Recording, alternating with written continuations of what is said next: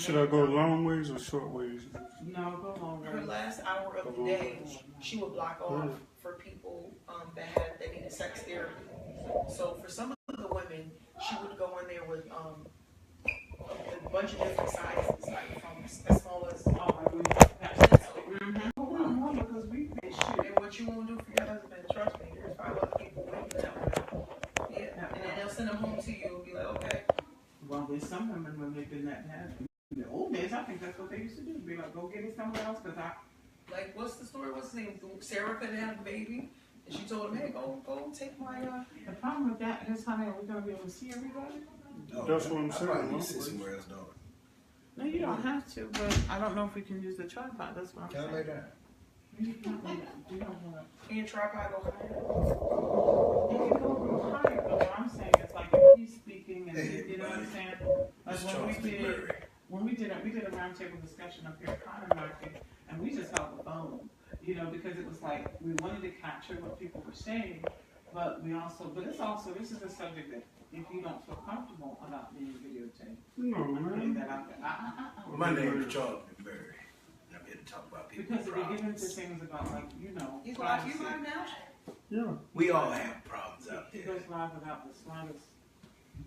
But there's privacy, there's health privacy, and so if anybody feels like they don't know it, just use a fictitious name or something so that we don't have to HIPAA laws. Some people have problems right They're here. not just saying nothing, saying HIPAA. Some people have problems right here. You know what? But anyway. Some people have problems right here. Did you see his live yesterday? I'm live, yes? Yeah. No, I didn't. Are we expecting anyone else before I see Yeah, I mean, a couple of other people, but I mean, when they come, they come. What do you want to do? Just when you're trying to start I'm something, full. just how Okay. hard it is. You know, I got it. So we got Jeffrey Owens, Cynthia Robert. That's what I'm saying. You're not even going to be able to see who's there. Oh, yeah. I mean, Yeah. He's a comedian, a singer, a pianist. A pianist. I'm here. pianist? I'm just He's a comedian, a singer. He performed at Mother's Day. You remember I did the Mother's Day event? He was the first one up, and whatchamacallit cut him off. Oh, yeah. And he took it real smooth, too. He took it smooth. You took it so well. Yeah, you took that smooth, bro. Jerry Moore came out there and cut you off. And I was like, Yeah. They boys, though. They boys, in though. the, well, okay, I'll be nice. Yeah, they boys. Because I was like, what are you doing? In the middle of my person performance. But since you know that, I don't know if it's going to work. Well, it's cool. Whatever they see, they see. Some of them had a chance. Can they hear? Just be ask here. if somebody can hear. Can y'all hear? Can y'all hear? Yes? Just give me a yes. Can y'all hear me? Because I'm putting on my sexy voice. Yeah, Jeffrey from New Beginnings on here. Can you hear Jeffrey? My voice is very high pitched regularly. You know, he's trying to low, you know what? Trina, let me know whether you can hear. You know how people hiding. We want to know, can you hear? Can I speak to the ladies? Speak to her. Hello, ladies. You want to switch these? I don't need to be in the camera. Oh. Say, talk up. Oh, they That's what can't I'm saying. They can't really hear. And that I don't see how, because, hold on. because the phone doesn't necessarily have a microphone in it. I just want to see what they're going. Okay.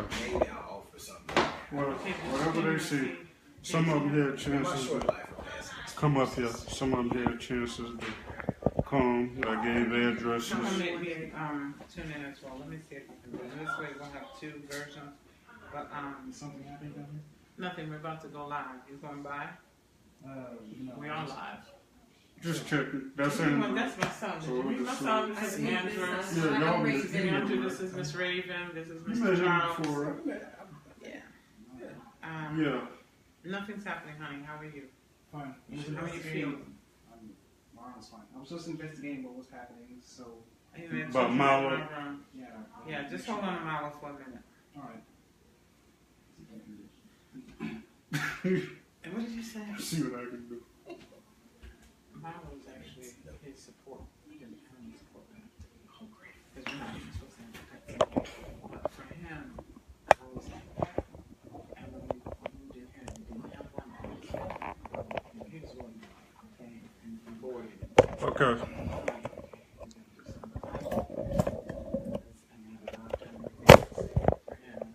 He's on the spectrum.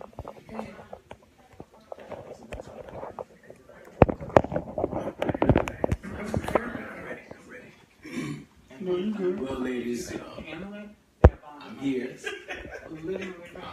You're We're welcome. down here. Everyone's talking Want me to to show me. some chest? I'll show some Same chest. with you. You always naked on these things. So Yeah, I'm butt naked, you know. show some chest for the And ladies. looks at him like Ladies, this is my and chest. listen like that. I'm just saying. As you can see, it's 5 shades lighter than my face. What? And it's hairless. This is a hereditary trait. Oh my goodness. You know, I'm secure within myself. I've never had hair on my chest. Should I do it on the single, safe, and serious, or on your... Yeah, yeah, because that's what it's all about. You know, we just tried to, you know, well, this is what happened. Anybody make a comment about my chest? People were saying, If somebody has a comment, we'll let you people know. were saying since me and Judy got married, we forgot about the singles with single, safe, and serious. That's what you're supposed to do when you get married. No. So, That's what I'm going to do. so, I'm not gonna be at the single stage and serious. I got 6 more months to even try to. so, you know, we just feel like, you know, that's how I started off with roundtable discussions at first. I didn't know you there.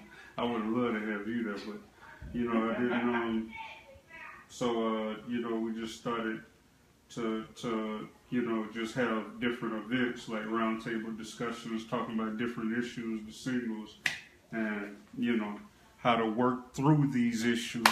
Because a lot of singles, you know, don't want to go to the club every Friday night and turn up and, you know, get drunk and, you know, they want something to do. They want something productive to do within their lives and, you know, to where they can develop so when they go out, they can be ready for that mate or they can be ready for this single lifestyle that they have. You like turning up on Friday, press box and, you know, stuff like that. Friday I was at a church concert. Exactly, you know. Trying And not to do church all the time. exactly. So, you know, it's a time to relax, have fun, and, you know, talk about different things. So Judy has wrote down some questions. We wanted to talk about mental health. I was asking about, you know, we was going through certain things. What's up, Tia? I sent you the invite, Tia, and you ain't answered me. Tia Burke. Oh, Tia, You know, yeah. you know, Tia, yeah, I sent her the invite, and she didn't, you know, answer, but she's on here now, of course. You know, and that's what I get from her. She always ignores me and stuff like that when I send her a inbox or whatever. But yeah, so, yeah. I don't know how to do this. I'm on the phone first. Magic, what up, boy? You should I don't know what to do. fix this. I don't know what you're doing either. Just why don't you get your tripod and No, because I'm moving. okay. I've got you and I've got other people talking. Yeah, I sent you an inbox. You're welcome to come over. Yes, you do. You do. Go ahead. Okay. Come on through, Tim. Come on, Jim. Okay, I'm over here on I'm here on the single stage and series page. We're having a roundtable discussion. We have some people in the building. Right? We have Raven, Miss Raven, and we have Mr. Charles. I should say, Charles McMurray of the Sound. Philanthropist, international sex symbol, Okay. gentleman, All of that. you know, oh yeah. Okay. That's how we do. And then, of course, we have Brandon Chuck Brown, founder, CEO of Single Safe and Serious. And tonight, well, I don't know how deep you want me to go. But Go deep. tonight, Yeah. tonight we wanted to talk about dating, relationships, and even marriage, because some people have been married here before, dealing with mental health issues. And the subject came up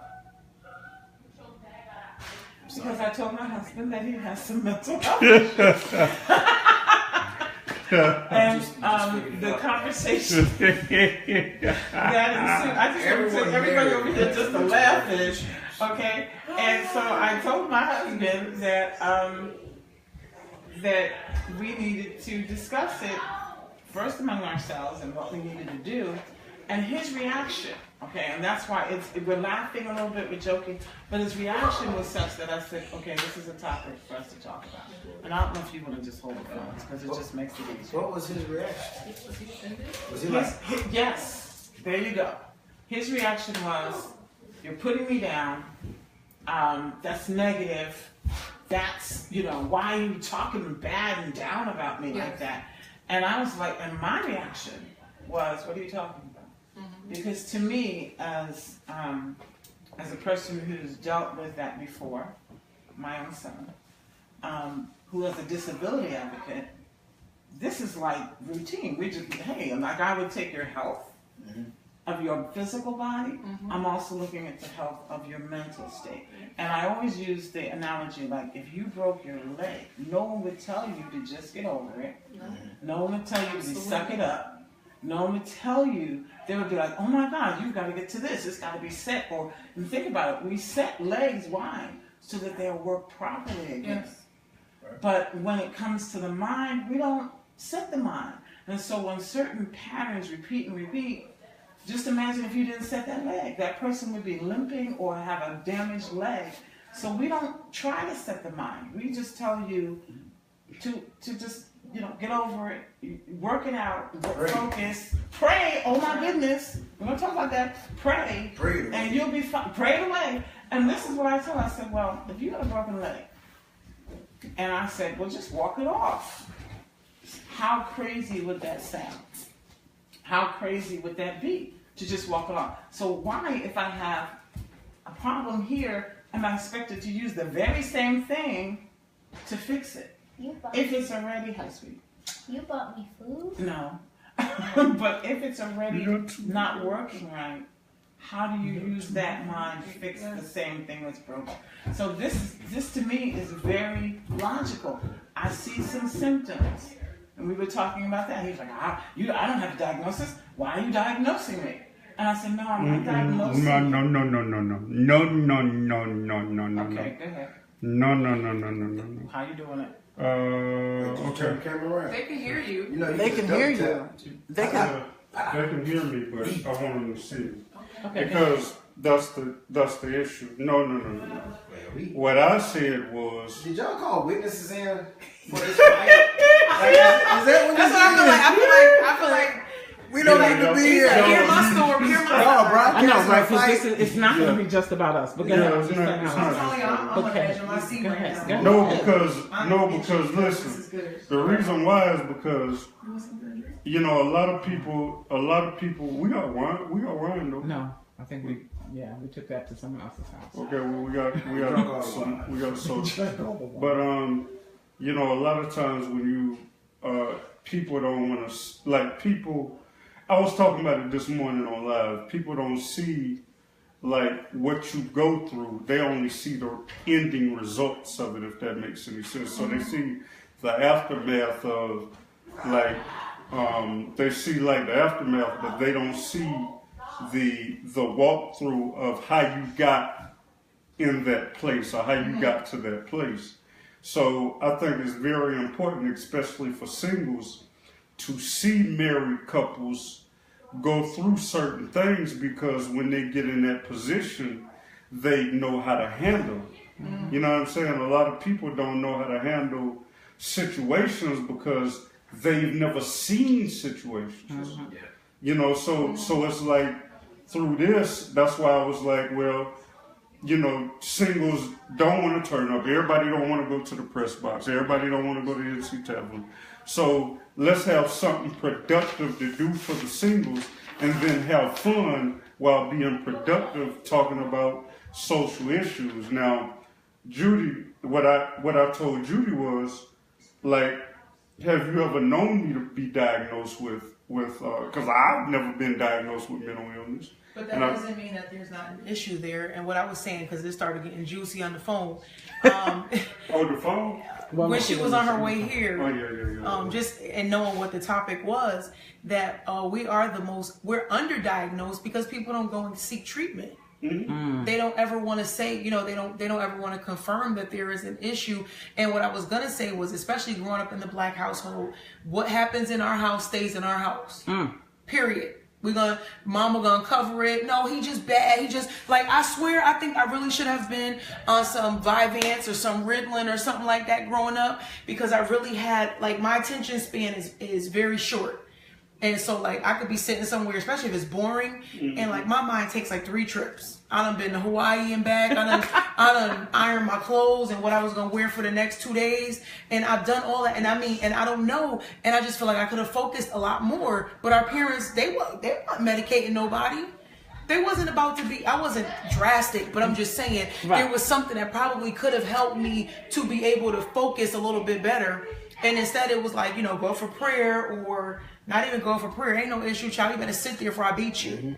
I'm going to beat it out of you. As an excuse. Exactly. When something is wrong. When something could have really been wrong. Like, when I was a senior in high school, my last year, my teacher, like, I would finish my work before everyone else. It would be correct. And I would pull out my Walkman and a magazine, and I would just proceed to do other things. No disruption. But they sent me to the psychiatrist and said, have you ever sought counseling for attention deficit disorder? I was like, I didn't even know what that was. Because I'm like, but my work was correct. It's just that it took a lot more for me to be, what's that word? What, challenged? Yeah, exactly. Productive. But nothing was wrong or anything like that. But growing up, your parents wasn't about to say nothing was wrong with you.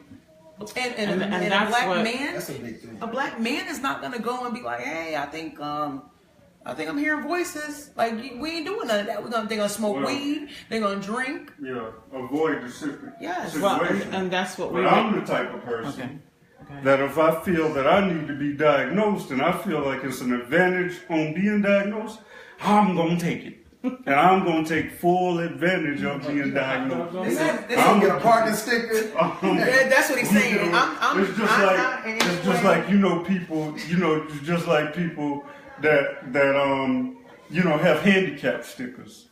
And so next thing you know, they want to pull up in front of you. They want to take your spot. They want to be the first one. The advantage of having a handicap sticker. So can you imagine the advantage of being diagnosed with mental issues and people just feeling sorry? But you know what? You can't get a handicap sticker for. No. I just use that. And to be honest with you, you can probably get a check. Exactly. But I don't want to work at that. So crazy. But they gonna want you to be on this to get you up, this to put you back down, this to put you to sleep. These 3 things to wake you back up. This thing to focus and function. And they're gonna check your blood levels. Yeah, so I can check as much as they want. You don't want to be on that stuff. But you got to remember. No, but I'm just saying that the reality is, if that was the situation, which I've been to the doctors, I've been through therapy, and all of that, so I already know, the process of things.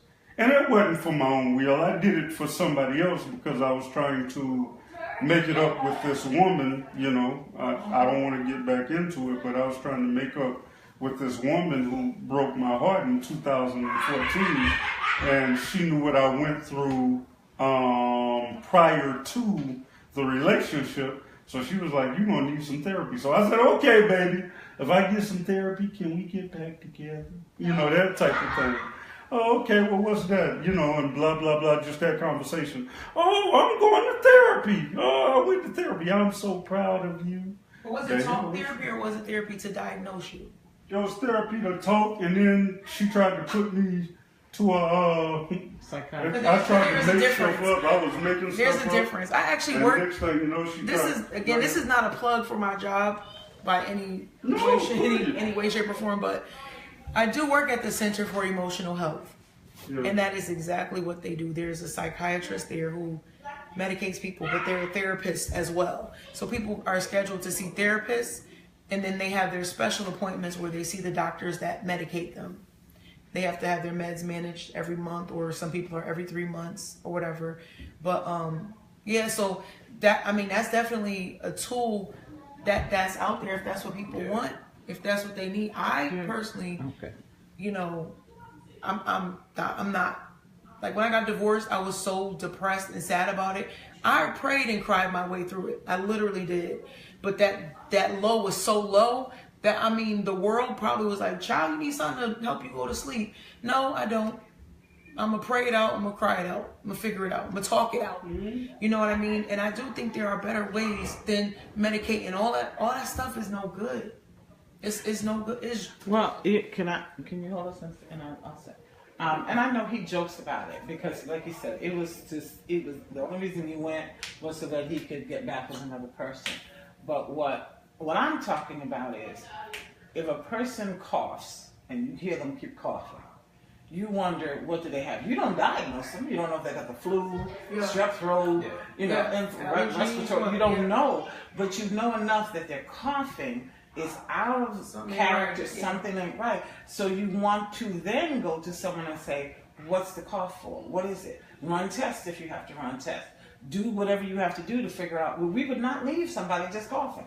We just wouldn't do it. So it could be pneumonia. And I had walking pneumonia where I walked around saying I was fine, coughing half the night, but it would go away in the morning. Oh, I'm better, And literally, by the time I walked in there, I thought there was something wrong with my heart, because it got to be that painful. And so by the time I walked in the doctor's office, I'm busy self-diagnosing. Well, I've been having some chest pains, and I'm out of shape, and I know my blood pressure. And he was like, oh, no, you just have a touch of walking pneumonia in both lungs. And so this is what happens. We have been conditioned, and I'm moving to keep it moving. And I'm sorry. He knows sometimes I bring history into this. From slavery on, was our health ever really important? Okay, our health was not important, physical or otherwise. When you couldn't make it in the field, oh well, I don't know what I'm gonna do with you. You might become a house slave, or I don't know what I'm doing with you. I might sell you off, or something like that. So then you have after slavery, and where are our doctors? We don't even have that many doctors. And I can tell you, in 2015, I've had some experiences here in the South that let me know that anybody in the South trying to have a good health, God bless you. Because I've had doctors flat out tell me, you're not going to be in my office no more. And I'm like, what are you talking about? I'm here for a condition, blah, blah, blah, blah, blah.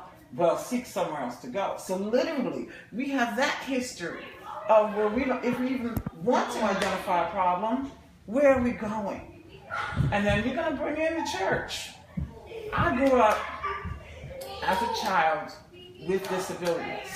I did not know I had disabilities until I was 35 years old. Because basically what my parents did, and I love them, and may they rest in peace, they would trot me down to the altar, somebody would slap my head with some oil, and they would be like, be healed, be healed, be healed, shaking you half to death for you to be healed. But that wasn't what, and I'm not saying that God didn't heal people and that he still doesn't, but that wasn't his plan for my life. So I was 35 years old, couldn't work, trying to say, what's wrong with me? So can I jump in? For some of us, there are actually levels off in the brain. I actually was talking to the psychiatrist today because I sat in on a session where people come in and they get this magnetic thing. It's called TMS, but it's a magnetic type of thing where it sends these pulses for like 40 minutes to the brain, and it's this clicking thing because their levels of dopamine and serotonin and epinephrine, all those things are off. So this magnetic treatment is supposed to bring those levels up. So some people actually, just like a child that has Down syndrome, it's off. Like it's literally in the DNA code, is something off. Same thing with some people that suffer with those mental illnesses and things, there actually are levels off. Now, when I was talking about me going through a divorce, now some things are situational. Yes. And I'm not going to start taking no medication for a situation that needs prayer and needs you to talk to somebody and get it out your heart, and then you're stuck on some medicine because you become dependent on that. All that stuff is like narcotics and just really, really high levels of dependency.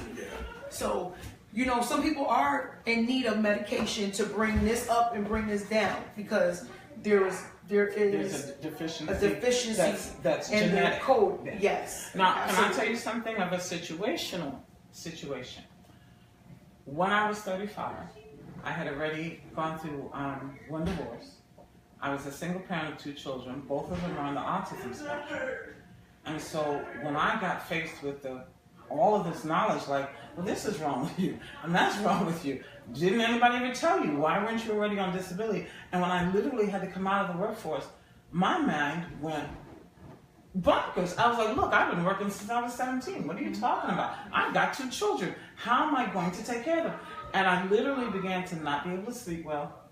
I was very, very anxious because I'm like, how are we getting these bills paid? Yeah. I have no husband. My parents had been deceased. I have no parents to run to. And literally, my doctor said, I need you to see somebody because you're not acting too straight. That was a very short-term situation. I never forgot. The therapist said, she said, you're not going to be in here long. She said, you are just facing a life trauma.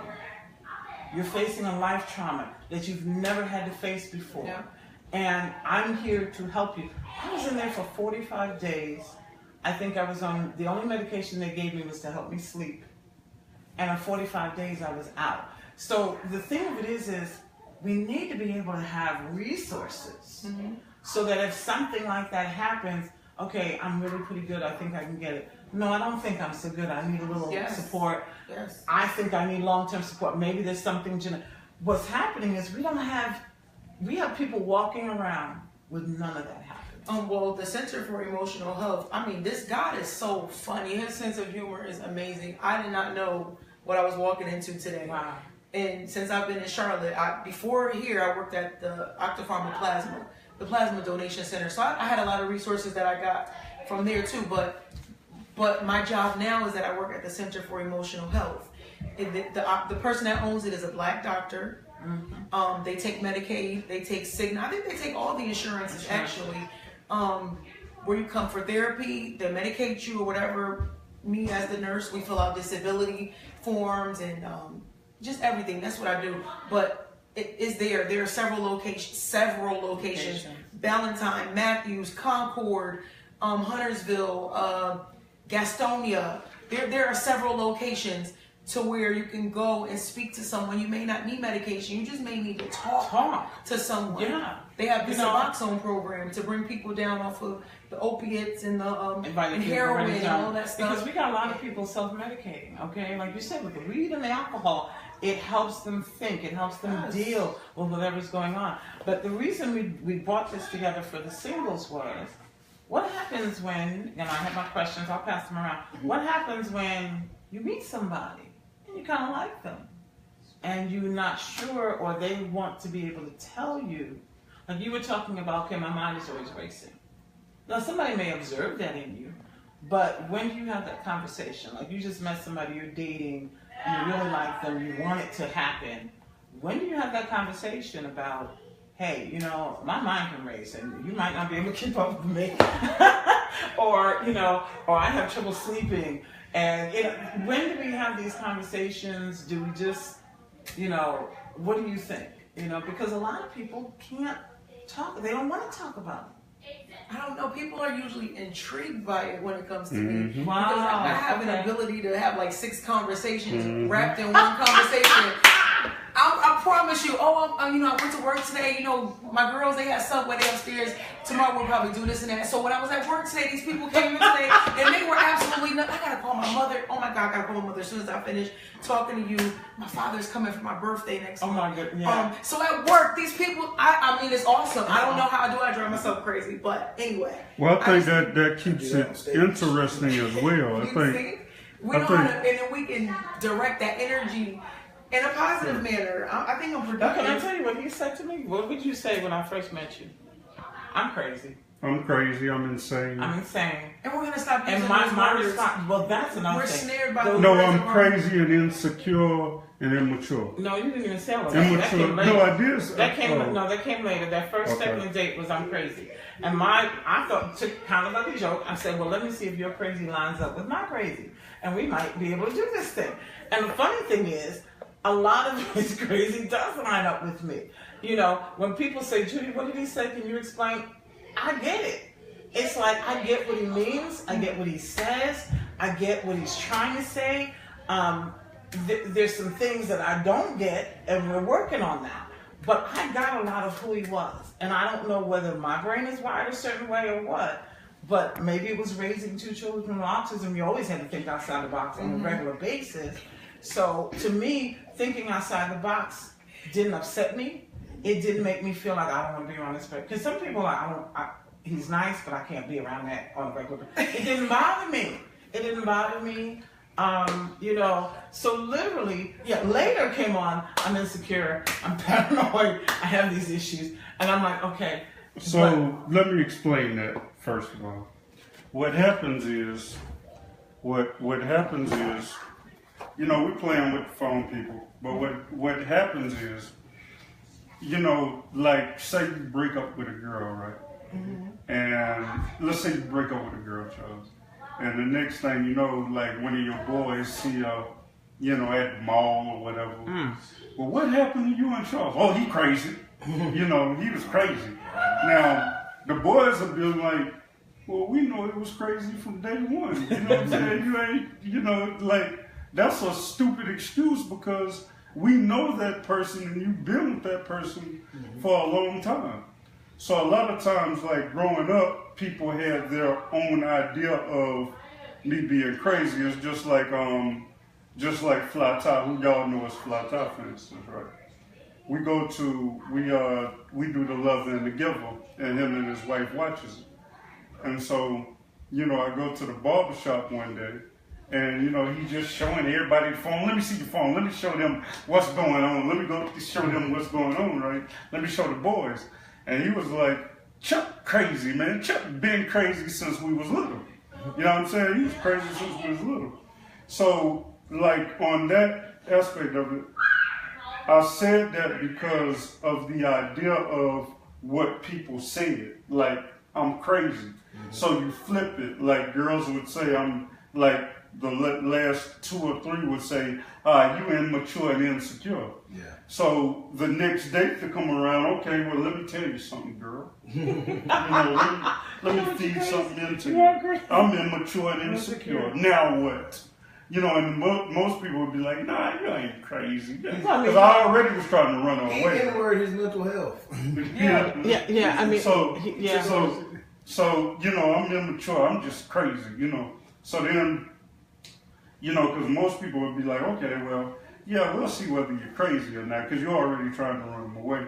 And then you do one little incident, and it's like, you're crazy as hell, Chuck. Let me get the hell away from you. You know what I'm saying? I told you I was crazy. You know, I know, right? But there's a crazy, like you know, you're one card short of a deck, and so like something just ain't properly working, and you're like, that's not a. You know what it is? It's called that. It's like that's not a proper response for a certain situation. Right. I think we think of it too black and white, like either you're crazy or you're not. Oh, you're not. You know? Very good point. Different problems or different spectrums of what degree or what a person needs, you know. Because sometimes it just comes down to your eating habits. Like sometimes that causes a chemical imbalance. Hello. I ran into that with autism, that we had to, certain foods, we had to limit because it would have an emotional or, you know, intellectual component. I was just going to say, Artelia says, taking care of your mental health doesn't always mean you have a mental disorder, which is true. Because like you're saying, if you change your food and you find that that's the way that you process, you need to process things a certain way, that doesn't mean you have a mental disorder. That means genetically you can't process that food or it's going to have certain reactions. Mm-hmm. So literally, you know, we have to just be able to have the conversation. Because when we can't have the conversation in dating or in relationships or in marriage, I know a lot of people where, you know, one of my friends brought up, she says, you remember Soul Food, the movie? Mm-hmm. Where they just had Uncle, what's his name, Pete up in the attic? And then they just left Uncle Pete up there. And it's like, we can't keep doing that. Right. We cannot just keep putting people in attics. So mental health, when you say mental health, that, I don't know, the whole mental health just has a negative connotation associated with mental health. But mental health just means what state is your, where are you mentally? Mentally, that's what state is your mental health in? What are you doing to take care of your mental health? Just like people run and jog because they want their abs and body and stuff like that. And what are you doing for your mental health? And when I tell you, God is so he is just so dope. This past maybe 2 weeks now, I have started meditating. and I started going on YouTube and pulling up meditations and affirmations and stuff like that. Probably because I do have so much. I'm an analytical person. I'm gonna think through a whole conversation, what the person's response is, what if they don't give me the response that I'm thinking, so I now have an alternate response for their response, and I'm just like, I'm like. She argued with herself. Okay. So what I want to do is, I don't want to do that. Like, I just want to lay down at night, and I don't want to think about everything under the sun. Right? So I just have this thing now where I've been just bringing it all down and going to my sunken place and all that good stuff and tapping teeth. I've been doing all that, and it has really helped me. There's nothing wrong with me. Like, I'm not in denial. Like, there's nothing wrong with me. I just like to think. I have a lot of time to myself. I'm single. I don't do a lot of random phone conversations and I don't, because I don't have time to waste, and I don't have mental space to fill up with boo-boo over here and boo-boo over there and 5 other people telling me beautiful, beautiful. I don't got time for that. So if I feel like if my mental health is taken care of and I'm clear, I can date and I can interact with just regular people from a clear space. So what are we doing to take care of our mental health? What are you doing? Do you need to take a drive? Do you need to go and get your nails and feet done on a regular basis and that be your time where you're not on the phone? Do you need to shut stuff down in your house after 8 o'clock? The house is shut down. Can I tell you what, and we're learning this in our marriage together. Sleep. Sleep is my Achilles. Please do not take my sleep. Please do not wake me violently up out of my sleep. Yes. Please don't, wake. If I know I'm going to wake up at 6 and the alarm clock is going to go up at 5:30, don't wake me up at 5:15. Yes. So it's like sleep to me is where my brain resets, recharges, does all those things. I find that if I don't get proper sleep, I'm nervous, I'm anxious, I'm more, he knows, I'm what did I say the other day? I'm cranky. Yes. I didn't get enough sleep. So my patience is shorter. My ability to deal with multiple things coming at me at the same time, it's short. It's real short. So for me, it's sleep. And I also do this little wind down like you do. I wind down before I go to sleep. I'm in the bed, I'm horizontal, I'm relaxed. Do whatever I gotta do to slowly bring the day down. And there's nothing wrong with that. There's nothing. The world. This is the thing. We run on. I used to work at an urgent care center, right? We saw 100 people a day.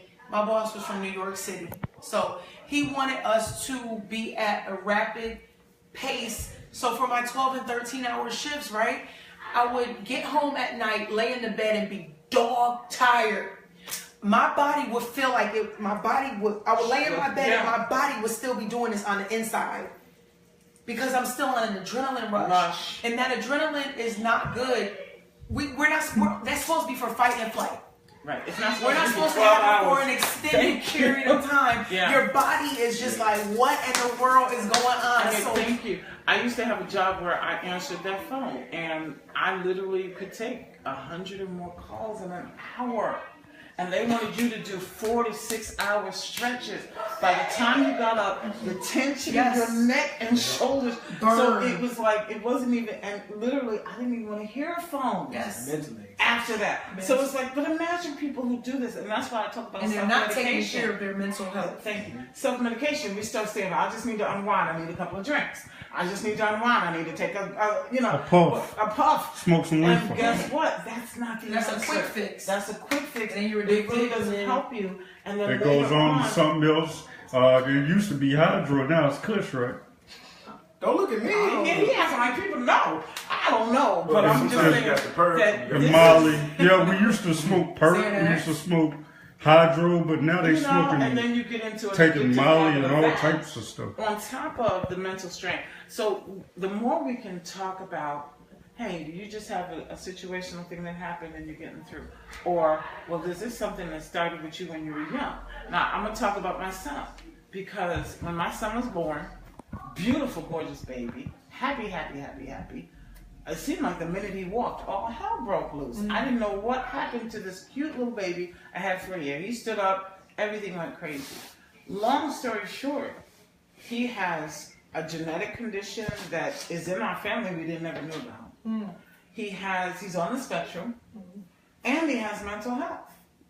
Now, the first thing that they diagnosed him with, and you would know, dysthymia. From the time he was a young child, he had this kind of melancholy. And they said, well, we're going to have to watch that, because as they hit puberty and as they go through life, it's not going to be a mild thing. It might become very, very pronounced. So I already knew we were dealing with something from his childhood, and almost on time, at 15, that boy, it just went all over the place. He has had to be put in hospitals, and I'm talking about my son, but he's very open about what he's gone through, so I know it's okay. But he has had to be put in hospitals. We've had to do short-term trials. I try to keep medication short, because sometimes that becomes a crutch. So, as a parent, what was the point that you knew you had to do something for your child? And I'm glad you bring that up, because if someone says, I'm not feeling good, I'm feeling down, or they're having a little bit of insecurity, or they're going through some things, I'm going to drop your phone, that's one thing. But the main thing, and I know Raven can back me up, harm to yourself or harm to others. Yes. Harm to yourself or harm to others is a dangerous one. And I don't care, and I'm going to say this, I don't care what age. If a child is 7 and they say, I'm going to hurt myself, that is a cry. That is not normal. That is a cry, and you need to attend to it right away. Trying to get attention. Or cry for attention. No, not necessarily. Yeah, I mean, it needs attention of somebody. It needs attention, and that's not normal. Like, everybody has a bad day. Like, work sucked today. Oh my God, nobody talked to me. But to be low and just stay low for an extended amount of time. For an extended amount of time. Yes, that's not normal. That's not normal. And so literally, that's your danger sign. Any kind of, like if you had an outgoing person and they're suddenly withdrawn. Yes. They're not acting themselves. We all know people's personality. They're happy-go-lucky, but then they're not. So, and there was nothing situational that happened. That happened. I would say get your thyroid levels checked. Get your women, of course, when they go through menopause and different stages and postpartum. Thank you. We are aware of all of those things. Anything dealing with a lot of hormone levels and in a woman, yes. And even men with their we jokingly call it midlife crisis, but men have different issues and hormones going on too when they're not able to. Let's just say their libido changes, or they're not able to sustain an erection. You know what I mean? That those types of things can definitely bring you to a different place. Yeah, but she was supposed to be here, so don't. Okay. I think as people, we're just so dismissive. Like, we see mental health as such a terrible connotation, but so many of us have so many issues. It should be more mainstream. It should be more like a thing. There needs to be a Michelle Obama for mental health. Because it's just like, sometimes it's just maintenance, And I remember my cousin, my cousin's autistic, but his father was actually having mental things that never been addressed, but he was always insecure about it. And so when it came before him, oh, your son could be autistic, he was like, no, he just denied it. That's on my list, but go ahead. And so it was like, but spectrum-wise, he was so far, like, you couldn't deny it. But it was like, because they weren't receptive to it, like, he's a lot worse off now as an adult than he would have been if he got that attention. Yeah, and that's, okay, I'm going to let you hold it. That's the thing I want to address, is, turn, I have the bathroom on. That's the thing I want to address. When we don't deal with it, I was very aggressive with my son.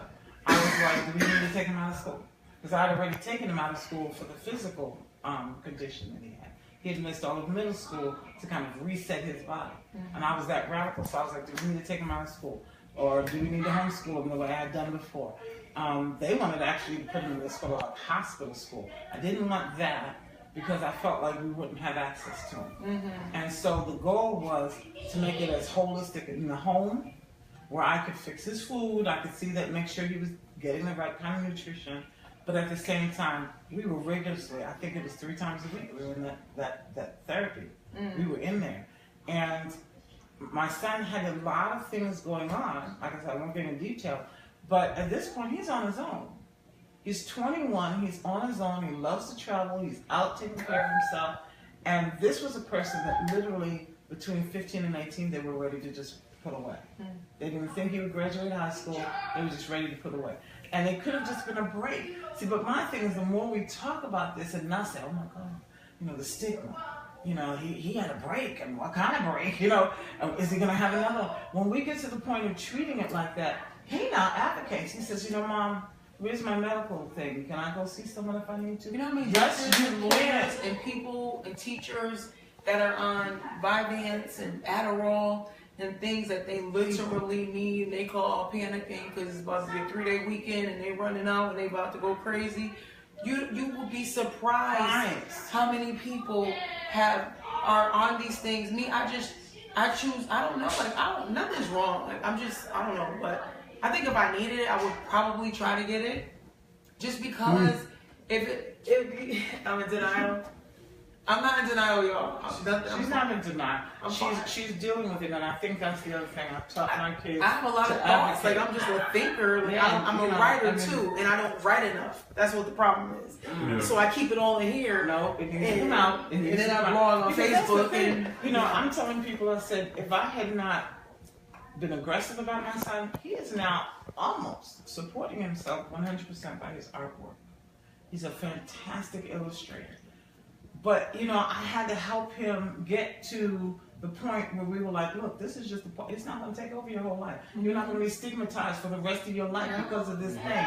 You're still going to go on. And that, I think, is what we also need. Combining the positivity from the church, combining the positivity of the village, helping, you know, a person, along with, you can still grow up and get married.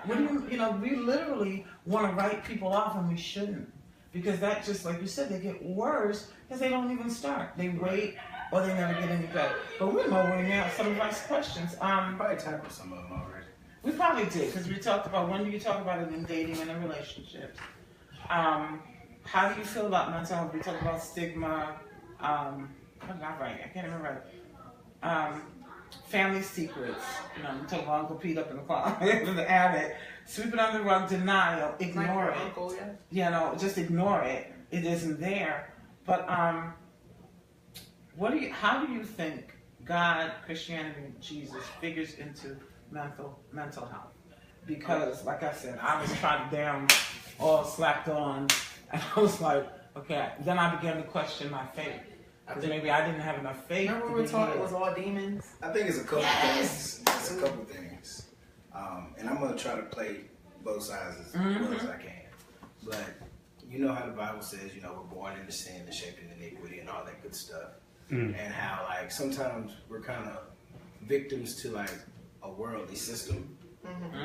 So that can play in the case where, you know, of course, this person didn't take care of himself, and it's a generational thing, and it just manifests after a few generations. But it can also take into effect just as far as the system of how you're supposed to act. Because I think sometimes we just get there's one way to do it. And it's all like what's that big word I like to do? A monolith. I want the couch. But we try to put everybody in a cookie cutter. This is the way you're supposed to act, or this is the way your mind is supposed to perceive things. And if it's not, there's something wrong. You know, but different doesn't necessarily mean wrong. Yeah, that's right. You know, and I think we need to kind of get out of that, you know. That's the first thing. That's why a lot of people are homeschooling their kids now, because the way school is, we go to school for them to teach us how we're supposed to act. Right. How society wants us to act. And whenever you're anything outside of what they want you to be, the cookie cutter, you're considered, something's wrong with you. And but you got to look at it like this though. Like a lot of homeschoolers that went to homeschool, that's shut in from society. Yeah. So it's not as good. I don't agree with it. I'm just saying, like, as far as an individuality, that they're able to express more. The parent wants to take them out of that environment. You know what I'm saying? A lot of parents want to take that person out of that environment, or the kids out of that environment. Like, I grew up with people who went to homeschool, right? And I ain't gonna say no names. They went to homeschool? No, that did homeschool or whatever. So we went to private school together. We went to Christian private school together. And I got kicked out of Christian school. But the next year, outside of that, they were in homeschool. And so I guess because the school was about to shut down, I don't know what it was, but what it was is the youngest child doesn't go out the house at all. He don't even work. He's so spoiled, he's the middle child. He don't even work. He just stays at home, cook, maybe plays an instrument or whatever. That's all he does throughout this whole thing. The oldest child knows how to cope because of me. You know what I'm saying? Because of being around me. And the baby is just so set in his ways, it's just ridiculous. So he don't know how to think outside of the box, and he's just so stubborn that whatever you say really don't matter. He's going to have his own, idea. So, a lot of times it's not good to keep a child in homeschool because they really don't know how to deal with somebody. Can you imagine if they went to a diverse college? If you're African American growing up in homeschool, but you got to deal with Hispanics. What? The children. You have to deal with. Yeah, they having fun. You have to deal with Hispanic, like different cultures, and how it's going to be difficult interacting with different cultures and stuff like that. Like I was blessed. Because I went to Christian school and private school, I went through all of that. So I know how to talk to white people. I know how to talk to the KKK. You know what I'm saying? Because I've been called nigger. You know what I'm saying? Hey, you nigger. Hey, how you doing, Billy? How you doing? Yeah, because I didn't want to get my butt kicked. You know what I'm saying? So I'm like, yeah, all right, buddy, yeah. I don't like them either. I'm going to tell you something. I don't like them either. I don't like my black people. Oh, you don't like them? I can't stand them. Yeah, where your rebel flag at? Let's go down shooting quick with your rebel flag. But that's because I know how to interact with people. You know what I'm saying? Well, if it save you from getting lynched, it works. Exactly. Exactly. In homeschool, you run the risk, and because I have a very good friend now who is what she calls a homeschool survivor. And I was like, I didn't know there was such a thing. There's a group. She said, Judy, you need to get online. Just put in homeschool survivor, and there are blogs and of people who have been a different kind of indoctrination. And so we got to guard against that too, because you don't want them to learn what's going on. What? Turn it around. Go ahead. Keep talking. You don't want to. People hate one of my phones. You don't want people to. No, go ahead. I was trying to get her to turn it around. Can I say something about that? The church. Yes, part? that's what was the question. The church is now beginning to get privy to the whole mental health thing. Amen. Because you'll hear a lot of pastors saying, some of this stuff we can't pray off of you. Some of y'all need medication. They're starting to understand now that yes, Jesus can do like he did the guy with all the demons and they went into the pigs and all that stuff. The guy that was cutting himself and all that.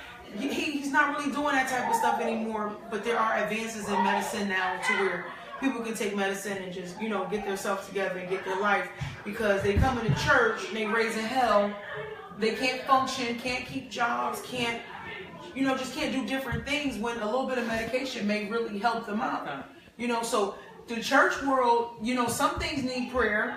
Some things are because we've opened doors to different spirits and generational curses and this one brought the 7 times 7 demons and all that back with it. Right. And some of those things because you can see it begin to manifest, but some of it is mental. You know what I mean? So we'll let the church do what the church can do, and then we'll let medicine do. But we do have to understand that it's a $1 billion industry. And like even with kids, the sooner they can get them diagnosed and get them on this regimen of medicine forever and dependent on this medicine, they can't. And I was talking to some. I'm sorry. I was talking to somebody earlier, and basically what I said was, yes, we see in the New Testament that Jesus was very serious about, the little boy that used to throw himself in the fire, healed. The man who had the 1,000 demons, healed. So we understand that God wants us what? Healed. That's the primary thing. He went around healing everybody. No blind people, nobody. He wanted nobody going through that. So the primary thing is we want you healed. But my whole thing also is, if we can combine, we don't need to say toss one out for the other. Yeah. We need to say, I'm praying for you. Here are some resources. This is what I do as an advocate on a regular basis. I listen to what the person says. I say, here are the resources, and can I pray with you before I let you go? Yes. Because my thing is, I don't know where that person is spiritually. They may have had that praying grandmother, and that may even spur them and motivate them in such a way. Like, oh, okay, my grandmother used to pray. Or I remember hearing that kind of thing when I was a kid. Whatever, this is me, by whatever means necessary. I'm Malcolm X all day, every day. My children were going to be successful, and it was by any means necessary. Try that medication. Faith and works. Faith and works. I would say, here's, my children are on very short trials because I know all about it. They're trying to get your child to 3, and it's a lifetime. Mm-hmm. Then here's some more pills because of whatever that first thing did to you. Yeah. Now you need more. I was very mindful of that. So it was medication for short trials. It was nutrition. But I used to hang over my son's bed every night. Philippians 4:4. I can do all things through Christ who strengthens me. So I pulled in faith. I was like, we're not leaving God out. And with faith, some like in the Bible, how they talk about with the lepers, some were healed immediately, and then some of them were healed as they went. As they went. And that's the same thing with this. Just like if someone's addicted, if they have a heroin addiction, you know what I mean? Some people are, boom, they're healed. They can be delivered, throw down the crack pipe and cigarettes and everything. I never take another drink. Right. You want good, cool, deal with the withdrawals that way. Some people can't, with the diarrhea and vomiting and all these crazy stuff that happens. And you go and get you some methadone or some Suboxone and you're tapering it down to where you don't have to go through that sickness and flu-like symptoms and everything. So, but the goal is to get you on your that, own. Whichever way, your journey may not be my journey. The same journey. Yeah. And can I tell you something I used to, and this is a long, old story I used to tell people. I said, remember when Jesus raised the little girl? What did he tell her? He said, rise and be healed. Now give her something to eat. Okay, he went from spiritual miraculous to she gonna need some food because she been laying in this bed for a while. We need to stop separating out spiritual from natural. He raised her from the dead and he said, now feed her. She needs to eat.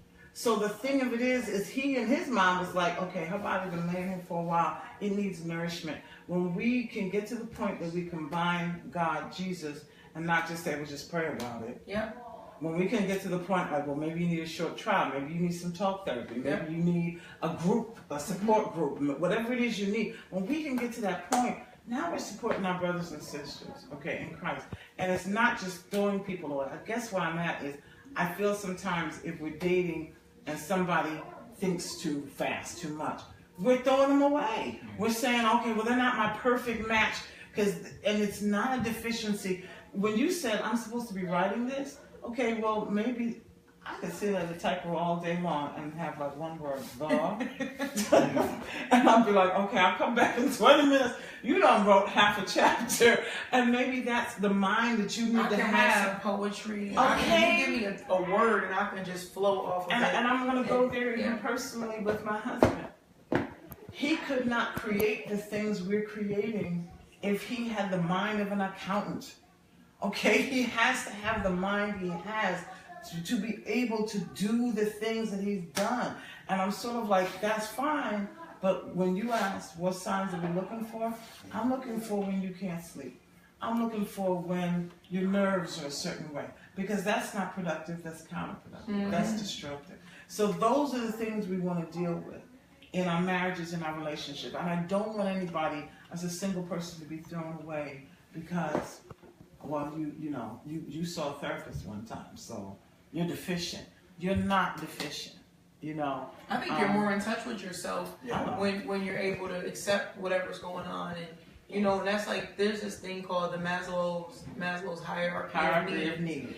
And the top one is that self-actualization, which we're all striving to get to that. Or you get to that point and then you start back because different goals and different things that we're trying to get to in life, right?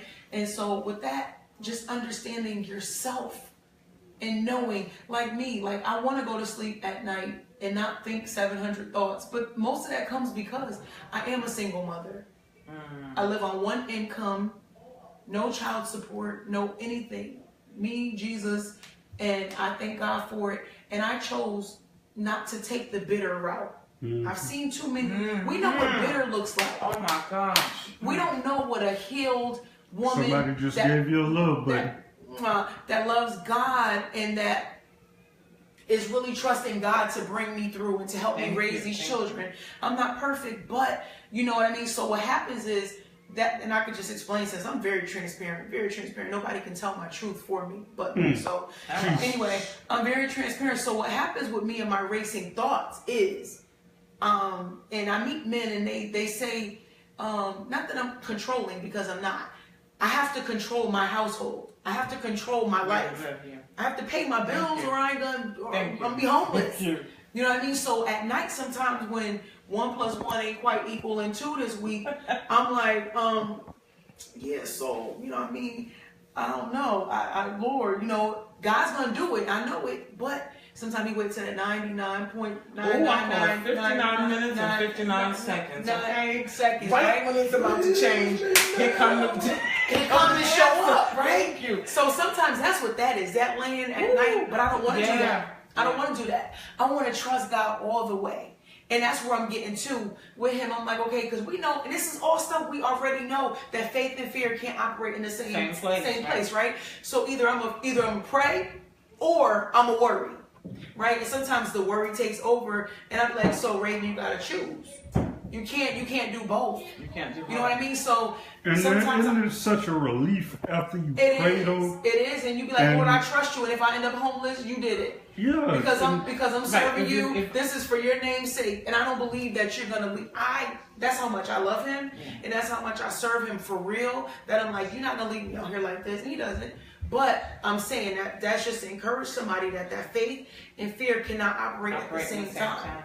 You know, so sometimes I'm laying there, and my thoughts are going because I'm trying to, you know, just make sure everything is, no, I need to rest. I need to rest in him. I need to let that stuff go. Let the day be the day. Let the day be done. And let my night be my night. It's time for me to rest. So that's why I'm trying to find a way to bring all that. Scripture, take captive every thought. Every thought. And I'm bringing it under subjection. What the meditation does, and a lot of those people, they say, like, if your mind races, because I'll be listening to them in their calm, super calm voice, and my mind be like, oh, what am I gonna wear tomorrow? Right? They said then that's when your mind goes away, races, you focus on your breathing. So as you're going, and then your mind goes somewhere else, you just start thinking about the breaths that you're taking. And that helps you just to be able to bring it all in. It's not rocket science. Anybody can do it. Ain't nothing wrong. And you ain't crazy for meditating. The yogis ain't crazy. None of it is crazy. And that was another thing, you know, when we were growing up, if you even talked about meditation and yogis, Eastern meditation. Opening yourself up to you're opening up yourself to the realm of the spirit. And I'm like, no, but you know what? The Bible says meditate on his word. Meditate. You know, so it's like, day and night, I lay on my bed and your word, you know, that whole Psalm 119 is all about his word. And so, you know, you can listen to meditations with the word. You can listen to the Bible app if you want. You can listen to affirmations. I listen. Whatever things are good, whatever things are lovely, a good report, they have all those things. That scripture I love that scripture. If it's a good report, if it has any virtue, if it's all those things, think on those things. That will help us with mental health too. Yes. Because if we're not focusing so much on the negativity, you know, I try to live my life to where I find something positive to think about. I find something positive to talk about. You know what I mean? We're human first, but it's a conscious thing. You have to command yourself. To think on positive, because there's so much negativity around us. And the thing of it is if we focus on negative, what happens is we get into a loop. This is brain science, where they said what we create is brain ruts. Yes. You will begin, because you wire your brain to continually think on those things. And so in the Bible, that's plain out brain science when the Bible says think on these things. Yeah. Focus yourself on things of good report, pure, loving. It's telling you that you control your brain. You control your brain. You have the ability. And if there is a deficiency or genetic whatever, there are things you can do to support yourself. A lot of times, and I'm going to switch gears real quick because, again, it's a personal story. When my son first started going through issues and they put him on medication, I flat out told him he's not going to be on this long. I said, what this does is it helps reset the brain. It gives you a chance with your talk therapy to get in there. Because sometimes you can be in that word that nothing can penetrate. So you want to actually calm the brain, quiet it down, and medication can do that. And then it gives you the idea, okay, I'm not as anxious as I used to feel. Maybe what this person is saying, I can try. Because you can get so far that, you know, I know when I was literally facing disability, I was just like, what am I going to do? What am I going to do? What am I going to do? And I wasn't even thinking of solutions. Yeah. I was just thinking of what am I going to do because I'm facing this thing. So the medication was a way to say, look, stop thinking that anxious thought. Yeah. Here are solutions. Yes, they're going to take some time. Nothing's going to be immediate. Because adrenaline will make you think you need an immediate answer, an immediate solution.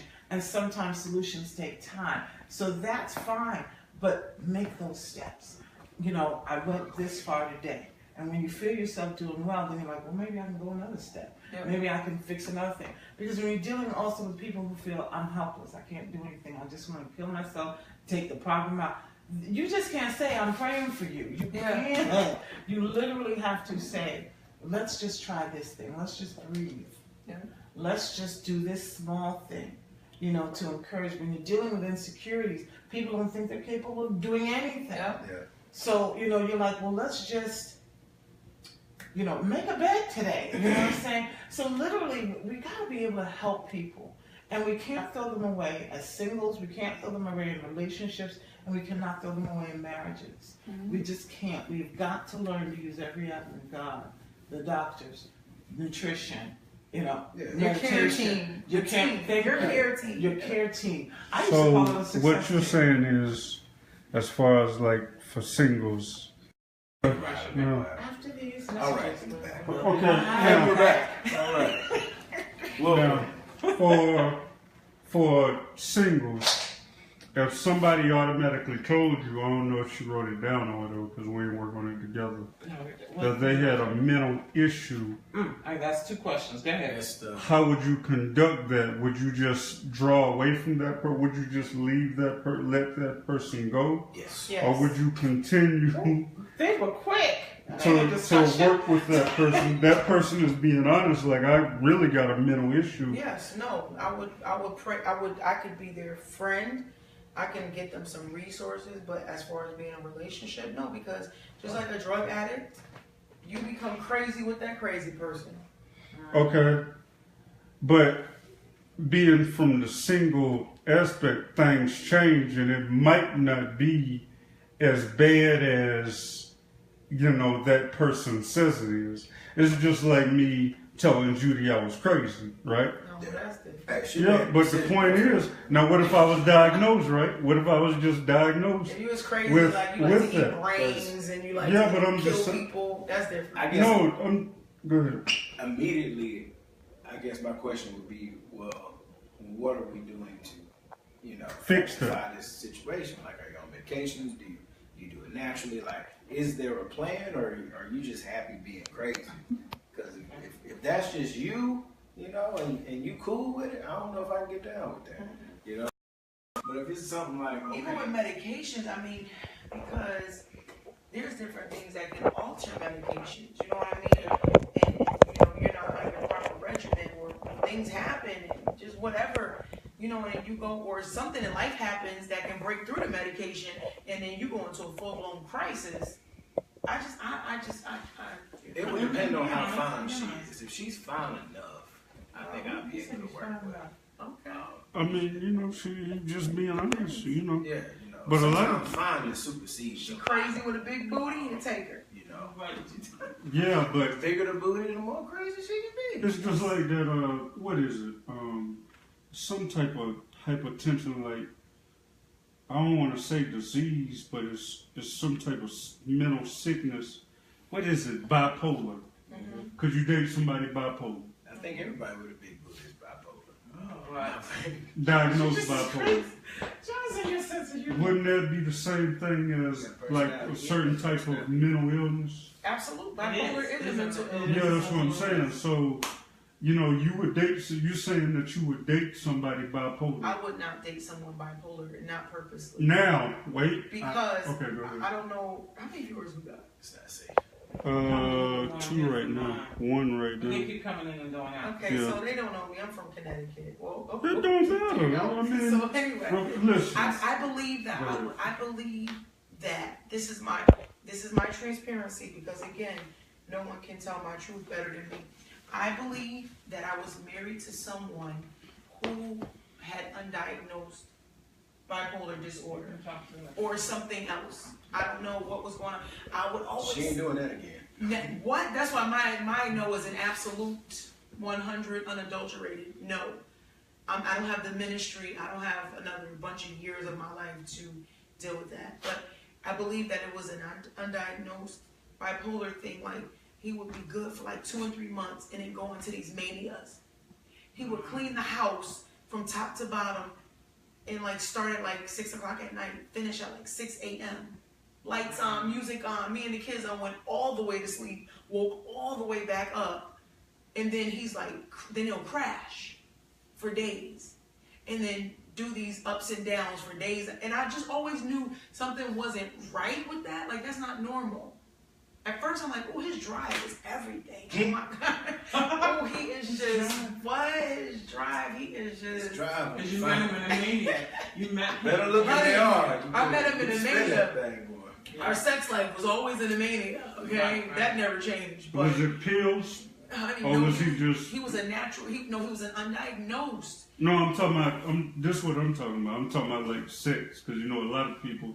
You talking about the sex was just incredible, but a lot of men's and stuff like that over 40, they take pills. You know that, right? They be No, taking. we were kids. There wasn't no pills involved. No pills. Okay, no, It's and not reefer, when you're young. pills and reefer, Me. It's also Reefer too, reefer. It's also pills and reefer play a big part of it. that sex drive. Men, period. Like, y'all don't, like, we have to be able to open ourselves up mentally and be like kind of connected. For the most part, men, they can hate you, they can think you're ugly. You can be ugly. Men sleep with ugly women. They're like, yeah, I mean, she had a fat butt. It's like, In season and Back out. shots. in season and out of Back season. shots. Back shots, whatever If they you take. ugly, back shots on the lights off.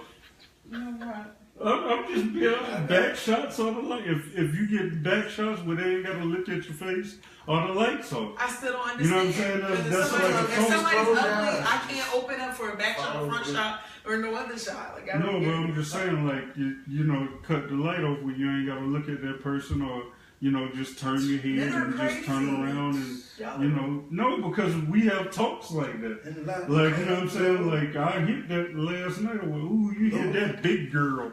That girl was huge. You hit her. And then that man loses his pride.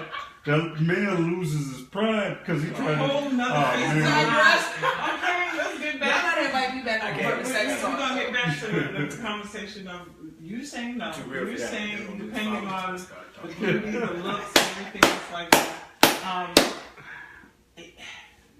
My answer is, if you want to hold it, my answer is it depends on the severity.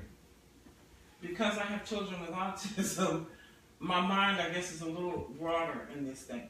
I don't think I could do bipolar. I know about bipolar. I almost feel as if my first husband, well, he was undiagnosed, period. We literally now can trace 4 generations of autism, and it's different presentations in the great-grandfather, the grandmother, the father, and my children. So we have 4 generations that we can trace. But I don't think I can do the mania. And there were moments where my first husband had these kind of And our whole marriage was good for 6 months, bad for 6 months, good for 2 months, bad for 2. Like, the whole, it was an ebb and flow. The whole relationship. Like, I don't think we ever spent an anniversary together. I think those were the low times of the year, and it lasted somewhere from between like the holiday season to like summer, and then summer was like it was just weird, and it was like, now that I look back, you know, and I did 10 years of that craziness. It was utter craziness, and it made me feel like I was going crazy, but really I'm fine, because I'm like, Lord Jesus, I sleep fine at night. Lord, I thank you for my peace. Yeah. He remarried 5 months after we divorced, Man. and he and her now they crazy. Now they crazy. Now they're back and forth. Now, because you took you to another situation and never dealt with you. And that's what my first husband done. He's been married, I believe, 4 times at this point. I'm not sure if the 4th wife is still around. So that was a bit of complete denial about I don't have a single problem. I'm fine. My children don't have a problem. Yes, they do. And now they're fine, but if I hadn't done anything, they would be suffering as well. My second husband, he had some issues, but it came out of being sexually abused as a child. So that's what I was gonna say to that. A lot of mental issues, they come from a defect. Yeah. He was sexually abused as a child. He was physically abused by his father. And they turn all that stuff inward. It literally nobody did talks a about it. number It's on the him. secret. It is, and it affects them. Yeah, it didn't come out until we were married because I was the person that he could share it with. I was the person that sat still long enough and cared long enough to listen. Did he share it before or during or after? No, a lot of it got shared after. I never forgot the day that I went to his brother and I said, your brother's talking to me about the physical abuse. And the brother, for the first time, said, well, who do you think you beat up on before he came along? So it became a whole family thing that came out after I was married because I was willing to listen. I was willing to say, what's happening? He's now on a great deal of therapy for a lot of issues. But I'm a little bit more flexible. I get concerned about how severe it becomes.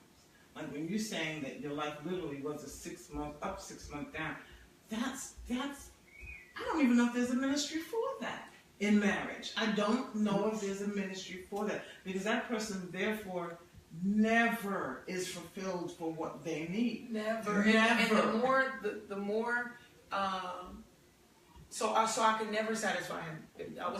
Nothing was ever good enough. So what happened was I call it that I was in constant fix-it mode.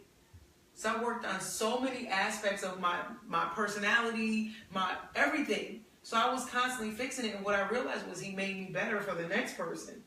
Because it was always, you don't do this enough, you're not this, this. So I'm always fixing. And yet you remain the same, if not worse. Yeah, it gets because worse. You're never worse. He's never gonna get help. If he could just get some help and some medication, I think he'd be an amazing person. Well, can I tell you, my first husband came back after 20 years and apologized, and that was the first time he had walked into the doctor's office and began to deal. Wow. So I don't know if it was off his medication because we're no longer speaking again, but he literally was like. I guess he kind of suffered a really bad depressive break. And that forced him in his 40s to go to seek help finally. But those first 20 years, complete denial. There's nothing wrong with me. And again, I might think you might be back there. Because again, if you don't pick up with your medication, for some people, it only gets worse. So literally, I think I can, but it has to do with the severity. And it has to do with any kind of issue. Are you willing to get some help? Yeah. If you're telling me I'm fine, ain't nothing wrong with me, and I'm not changing, then I'm like, well, then we're at a crossroad there. Yeah. If the person is not willing to get help. But the flip side of that is, and this I guess is more for Raven and anyone who else wants to. What happens when a person rejects you because of said issue, or they don't want to be bothered, or move on? Do you stand still? Wait. Hold on, what do you mean that question's for me? Well, no, I'm saying when you have those racing thoughts, were there people who rejected you because, well, you just think too much and you drive me crazy and I can't. I mean, I don't know. Maybe that's why I'm single. I don't think so. No, I don't know. My racing thoughts, like I said, that's me overthinking and trying to figure my life out. Like that's what that is. It's not like racing thoughts. Like so, no one's ever come to you and said. I think that's a little bit of excitement.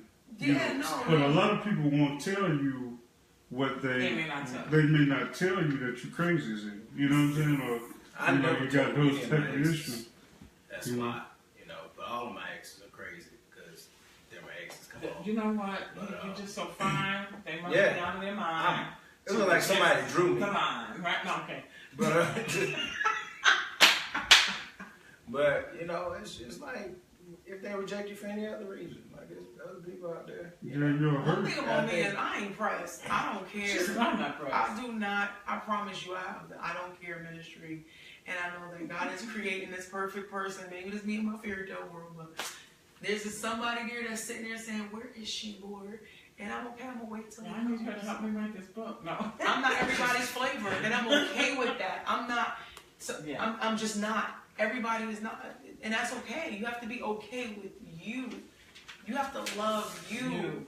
You have to be And so have fun with you. okay. Hell, you don't want to take me out on a date, I'll take you straight to the Right. movie. That's why I said, you know, I I'm used to tired. do I it. don't worked all day. Went home, got the kids. We've been out. You gotta love you. You gotta be okay. I'm I'll okay be at the with me. movies crying, Yeah. dead I by haven't myself. always been here though. I have not I think- always been here. That was one of my, I don't know. I think it was my greatest strength as a single person, but my greatest weakness as well.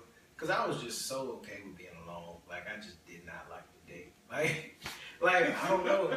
Like, I was just so, like, I don't know. Is it like a difference? Like, I don't know if men feel lonely like women do, or maybe it was just me. But I only felt lonely like I think it's once a or person. twice. I think it's a person. The whole time, like, and it was like for like a moment, like, man, I feel lonely tonight. This is weird. This is No, weird. it feels so It's not a, weird. it's an individual thing. No, I don't deal with it every night either. I really don't. Like some days, I'm like, Lord, I thank you I'm single because I come home from work, I don't want to talk. I need to like just And I wind want down to and be thank by you. myself. Like I like being by myself, me and my thoughts. Okay.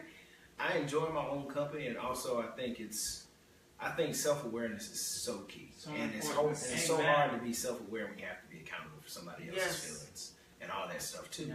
And so, I think, and especially as a man, because men, we have a hard time just being self-aware or like acknowledging there's something wrong because we suppress so much just naturally. Mm-hmm. And so just getting to the point where, okay, this is who I am. This is my normal.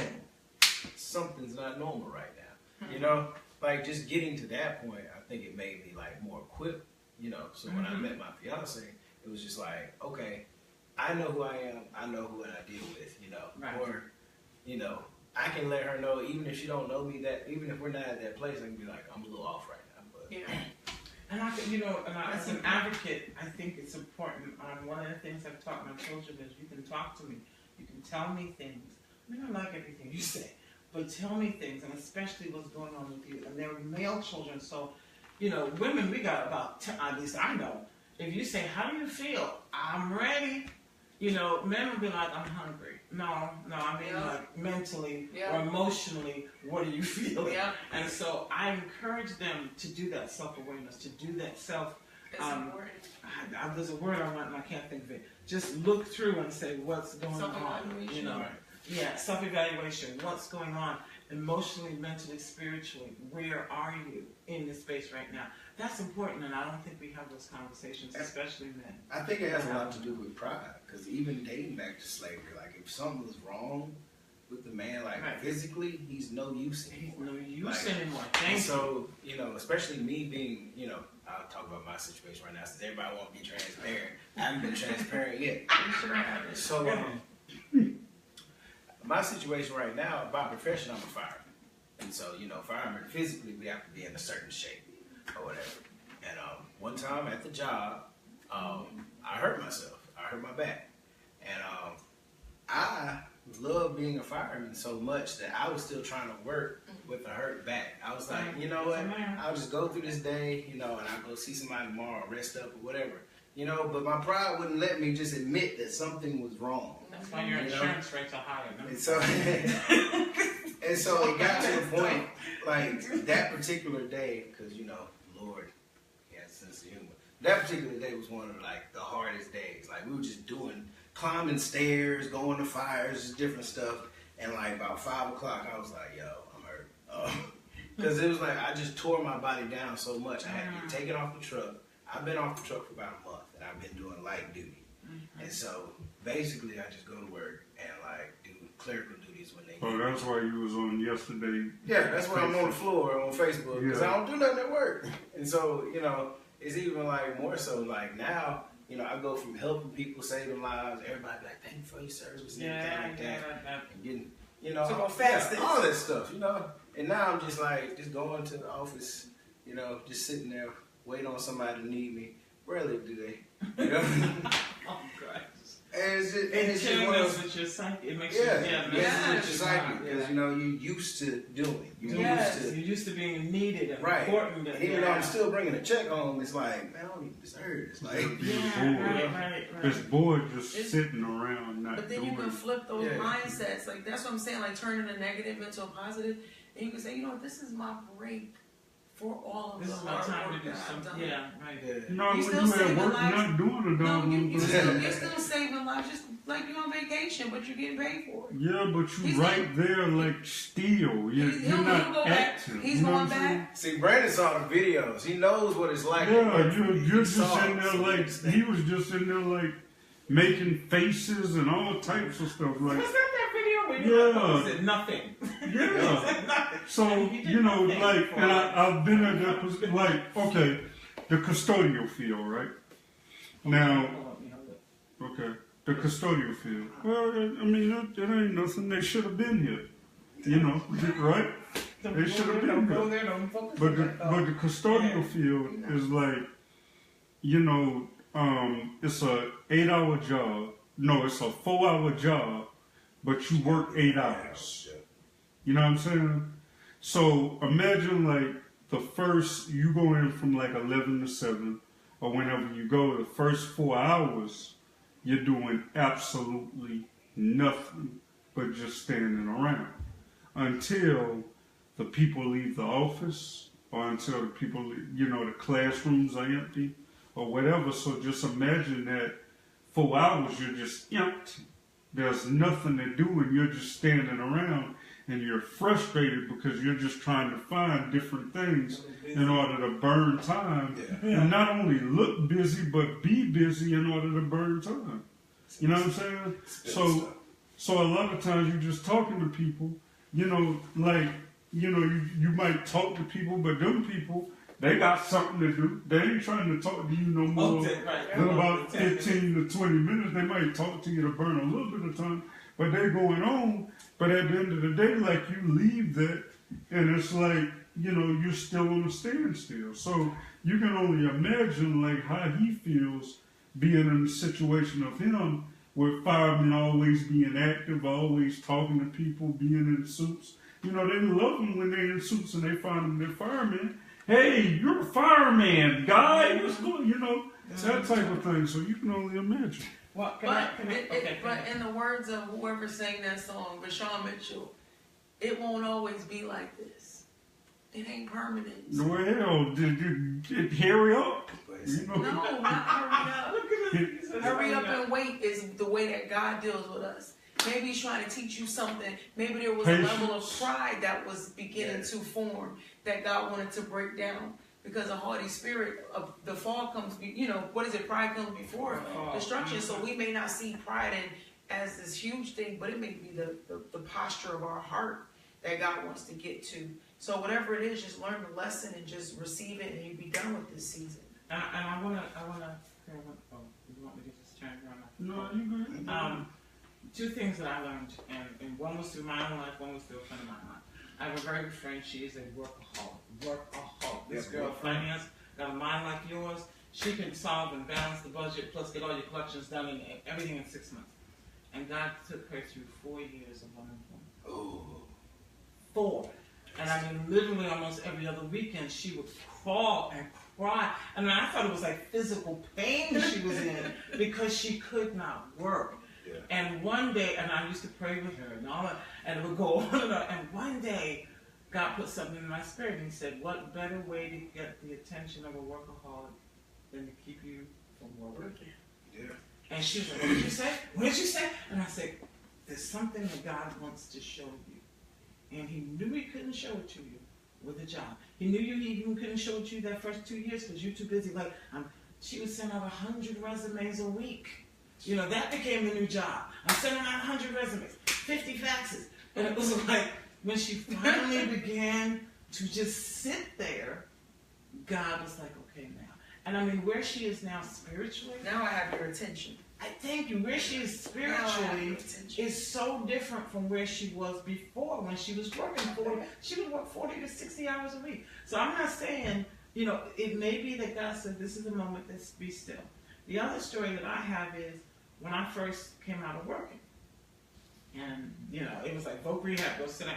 The doctor, go sit down. Everybody was telling me, go sit down. And I was like, okay, no, I've never sat this still in my life. And I had to lay in a bed, Charles, for a year.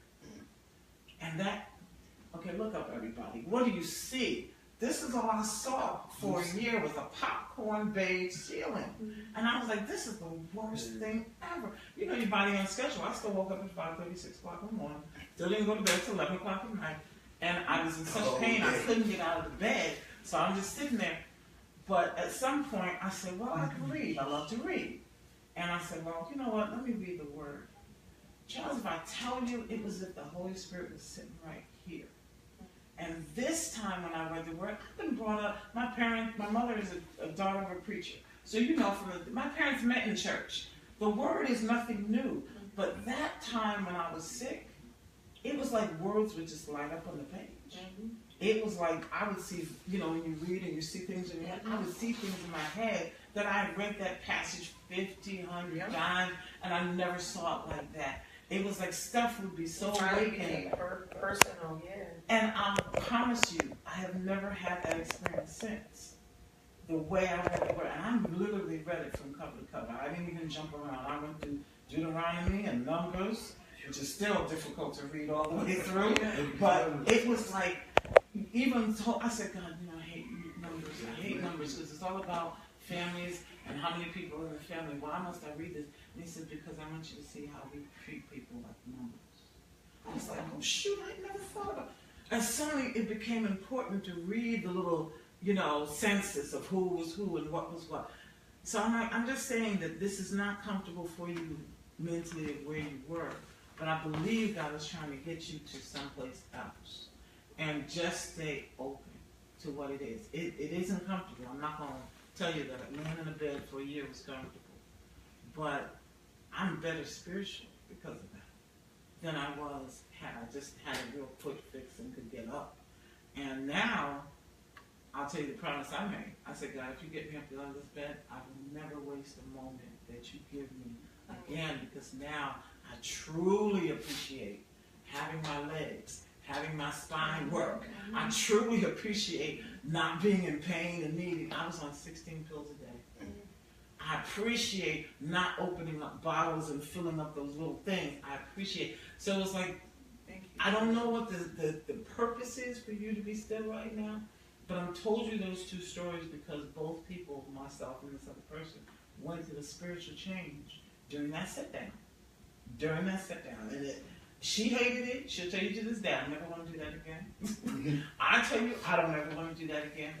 But, you know, it may be a pride issue. It may be something he wants to show you spiritually. Just stay open. Just stay open to it. Because the minute God takes us out of where we're comfortable and puts us someplace uncomfortable, it's a next level change. That's what I call it now. That's why we were talking about, well, when we're going to be homeless. Now I'm like, okay, if you're taking me through this challenge, next level change. That's it. Next level change. I read someplace somebody wrote, your obstacles are not in the way of your goal, they're part of the goal. And I was like, I never saw it that way. That you literally cannot get to your goal without these certain obstacles because they become part of the whole entire journey and story. So I know, I feel like in my spirit, like God is just saying, trust the process. And sometimes he takes the foolish things. He often takes the foolish things to confound the wise. And sometimes we think we have things all figured out. We know him. Our wisdom. And we you know, his ways are not our ways. His thoughts are not our thoughts. So what we need to know, Lord, is what are you saying to me at this very moment? What are you saying to me? Because he's speaking loud and clear, and it's just it'll be over as fast as we receive the lesson. Thank you. It's really, we are really our own hindrances. It's a physical manifestation, but it's not a physical situation. It's a spiritual situation. That's what I'm hearing it loud and clearly as I'm sitting here. I got to the point that when I was starting to read the Bible and the Holy Spirit was, I didn't want to be interrupted. Leave me alone. I couldn't wait for the kids to go to school. Bye! And it was just me and the Holy Spirit. So, I mean, you imagine how I started, like, I hate laying in this bed, I'm seeing the ceiling. And now it was like, this is our time. This is me growing in God, where it wasn't that way before. And I know we're going on and on, but the point of the matter is that, I wanted to talk about this subject because, and I hope he won't mind. There were things that I began to see symptoms because of what we're going through, frustrations of running from the same material, of making it something full-time instead of just something we do on the side. I began to see things in him. And, the first thought, and there are those people who say, girl, and blah, blah, blah. And my thought I ain't got a penis to fit in. I ain't got a penis to fit in. But you hear that? my thought was, I ain't got a penis to fit in. My thought was this. There's I don't know no whether that made any sense. that I'm going to allow the enemy to take what I worked so hard for. I'm not going to allow this person to be sidelined by these things. We're going to fight. What's my line? By any means necessary. If it is nutrition, if it is, melatonin so you sleep better, if it's a doctor visit, if whatever it takes, so that we come through this and we don't lose you to something that has taken a lot of people by your own, what you go through at your job.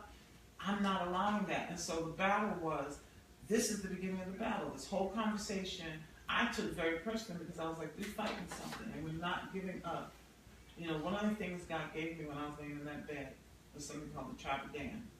And I didn't know what that was. I saw it, I heard it in a dream when I first woke up, went to look, Dan, okay, he's one of the tribe and blah, blah, blah, blah. When I went to my concordances and all my history, the tribe of Dan was always the last tribe to leave when they were moving through the desert and as they went into the promised land. And in the tribe of Dan, it wasn't pure Israelites. It was all the sick. It was all the people that nobody wanted to be bothered with. It was all the foreigners. It was all the people. And they were the last tribe to move to make sure that all those people got in. And God gave that to me. Leave no one behind. And whatever it takes, make sure they make it. That's been my ministry since I got up out of that bed, was that whatever I have to do, make sure everybody makes it. And we have to have these conversations like we're having. So, go ahead. This is like, I don't know how long this is going to be, so I know, but go ahead. Say my last words Yeah, in say your case last y'all words. Say get what you gonna do. But basically, I guess learning from being engaged, and going through like marriage counseling and all that good stuff, I'm learning that, of course, you're not marrying a finished product, and there's a reason you're not marrying a finished product because, eventually y'all gonna have to become one. So there's something there that you can add to them. Not saying this people are lacking, but y'all get it. We get what you're saying. It's hard for me to conceptualize it myself. But anyway, that's a joke for another time. But understanding that the woman that I'm marrying is not going to be the same woman in 5 years. Or not going to be the same woman in 10 years. Right. I'm not going to. Lord, please don't let me be the same person. He's like, definitely have some change. But I know I need some work. But it's just one of those things where we have to really, when dating, we have to kind of have that concept. Because I think, especially in Kingdom, we just, and as you start to get older and everything, I can't really speak on that because I'm still spring chicken. But you just think God is gonna send you this perfect person, that's gonna see about your needs and all this stuff, and nothing gonna be wrong with them or whatever. But it's like you're not marrying a finished product. Neither are they, And it's like sometimes God will put a person in your life that may be weak in a point that you need them most, but that's just to teach you grace. Like we worship God for grace, we worship God for forgiveness, we worship God for mercy. But whenever He wants to exercise that in us, even through a spouse, we resist it. We like, no, what's wrong with them? They're crazy. I ain't doing it. Nope. I was talking to one of my brothers today, and I was like, I was like, sometimes you get in a position where you cussing at God, you just want to cuss God out. Like, God, why the hell you put me in this position? You know what I'm saying? When it goes through difficult times, you're like, oh, hell, let me get the hell up out of God. What the hell going on right here? You know what I'm saying? So, yeah, you go through things like that, but it's also a growth process. You got to be made for it. You got to be built for it. You got to be prepared to be built for this type of, position that you put yourself into. And it's nobody's fault. You're just in a position to where you either got to man and woman up and deal with whatever comes with the territory. You know what I'm saying? And I think God is the lead. I was talking to somebody today, and they was talking about marriage ain't nothing but legal sex, and it's legal sex and something else he was saying. And I was like, because he was like, Paul, that's why Paul didn't get married or something like that. Because Paul had some type of saying about getting married. Yeah, he said, the people remain simple as I do. Yeah. So, but if you have to burn, then go ahead and get married. Yeah. And so people get get married because of the situation. People get married because of they don't want to live with the fornication type thing and things like that. But I said, at the end of the day, like when you marry your wife, like you're marrying yourself, or when you marry your husband, you're marrying yourself, because it's like those symptoms, it's like those things that wife expects out of you, and that whatever your spouse loves from you. Like, for instance, who could ever imagine Judy marrying me and accepting everything about me and willing to deal with everything about me? But God is so amazing with how He does stuff. What you said. He is just so brilliant that He would equip her through her children, through her own life experiences, and then place her with you.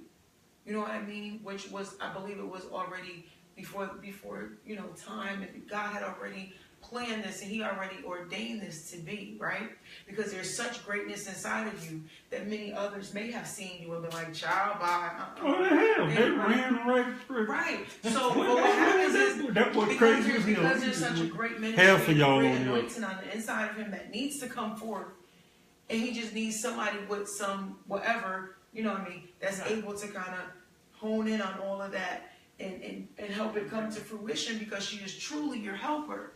So God knew what He was doing when He had her going through all of that practice and trial with them. So by the time she met you, this is light work. Ooh.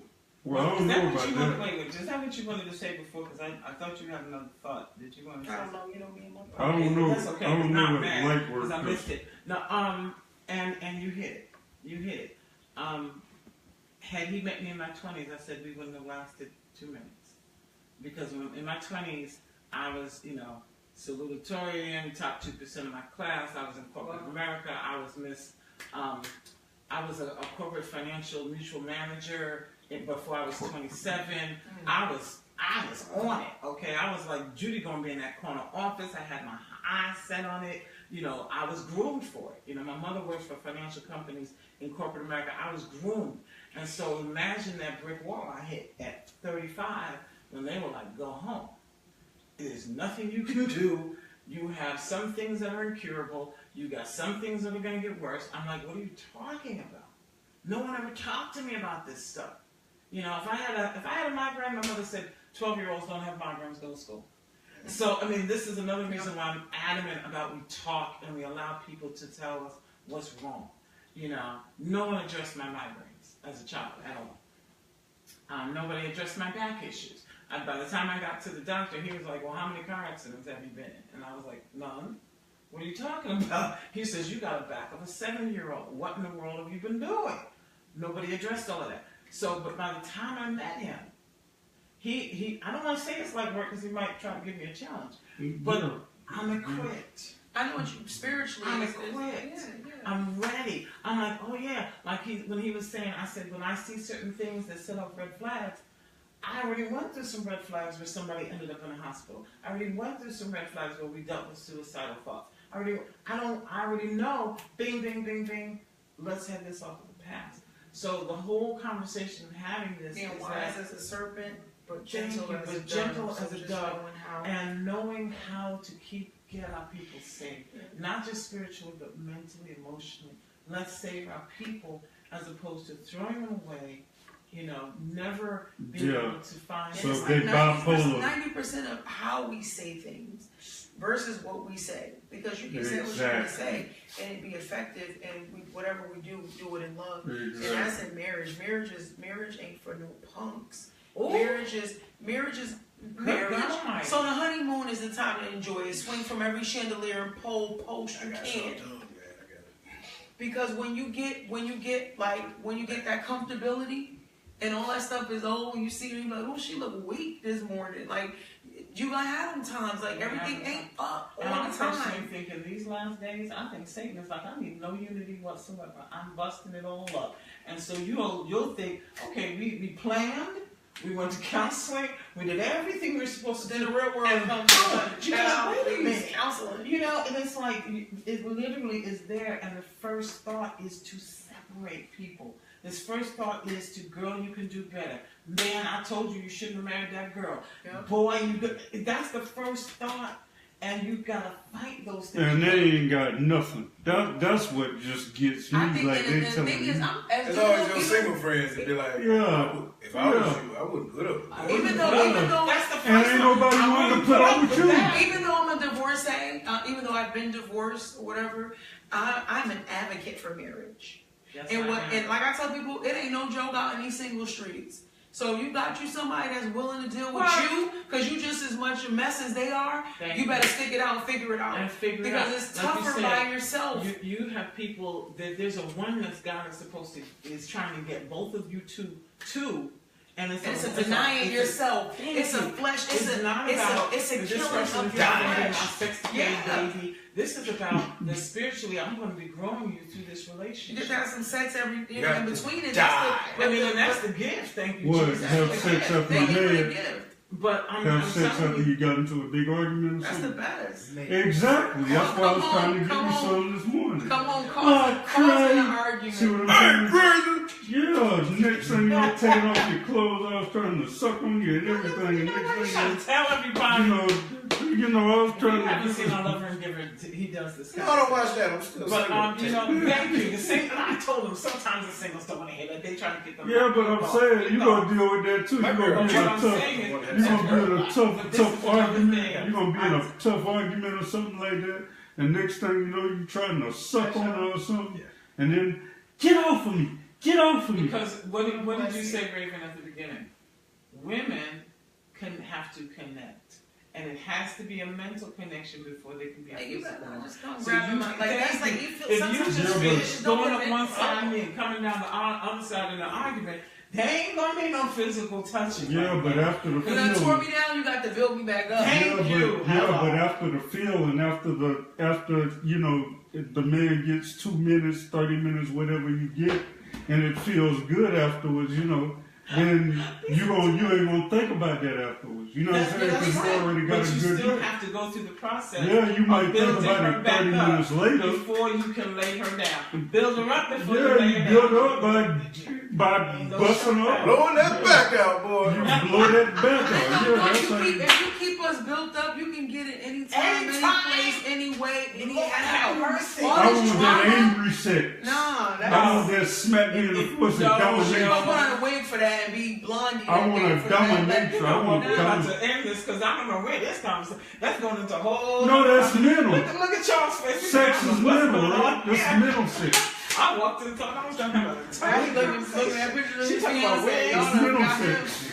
Yeah, he waved the bush. He waved, yeah, baby. We done had a good conversation. Now I know how to handle it. Go ahead and Well, I'm single. I ain't y'all. This ain't really the single savior. I know, right? No, it is single sex. Because they ain't talking about this in church. He ain't Right? magic. We're going to get there. He's still. But this is what I tell people. We're married less than 6 Okay. months. That's for Facebook Live for the Well, church. that's good. Hello. We're Wait a not minute. having sex. Don't press that. Wait a minute, that's good. Don't press that button. No, what are they gonna do? Kick you out? I'm saying you shut it. No, No, go ahead, man. What's up? 6 months. Hold on. How long you waited? How long you I been said I waiting got 6 months left. before you get married? No. Oh, okay. We'll give you a special anointing. All right, I got some Vaseline upstairs. Jeepers. See what I'm saying? Now just That's hold what I'm out. So saying. that way when you get married, it'll be a big explosion. John, you're a little exploder, right? Squirt across the room. No, I mean, look at that. Just send our food to the room. Thank you.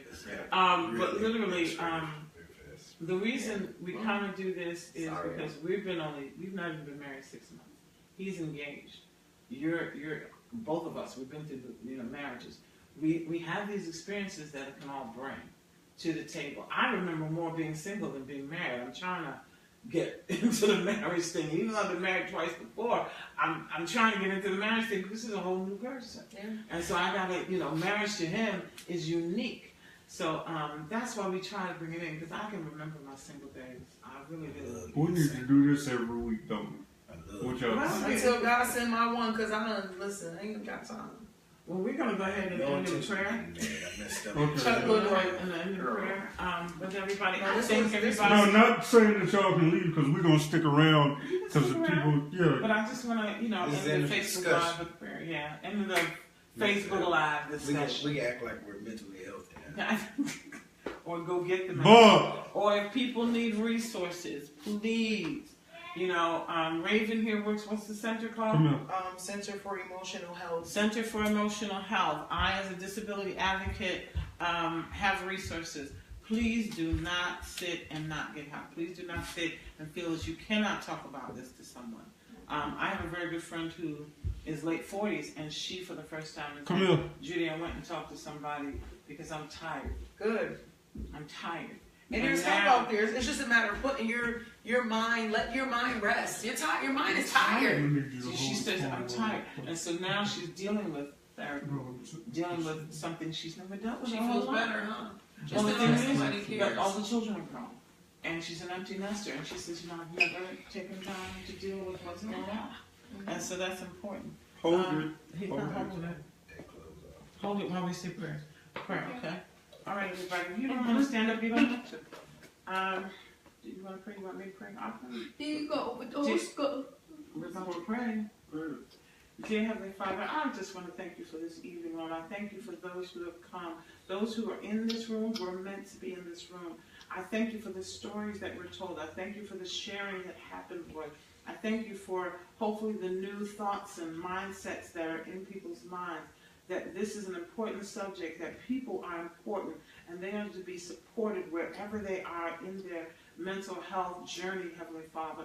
We ask that you bless each and every one as they go home. Keep them safe on the road, on the highways and byways, Lord, and get them to their destination safely and carefully so that they can have another day. It's the weekend, Heavenly Father. Watch over them as they go out for maybe entertainment and different things, Lord. Protect them.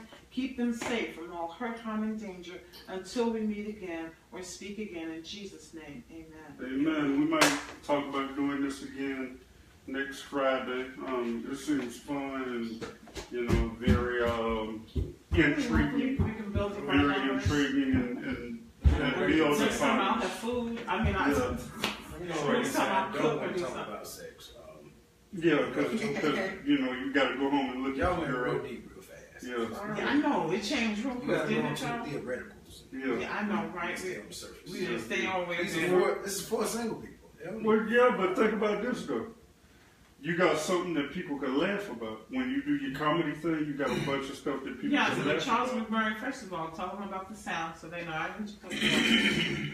Because it's next weekend. It's the third, it's the last. 29th. 29th. So 29th of September, that's the last Friday in September. It's at 8 o'clock, 1609 East 5th Street. The sound is a Christian open mic. So you got poets, singers, rappers, spoken word artists, musicians, whatever.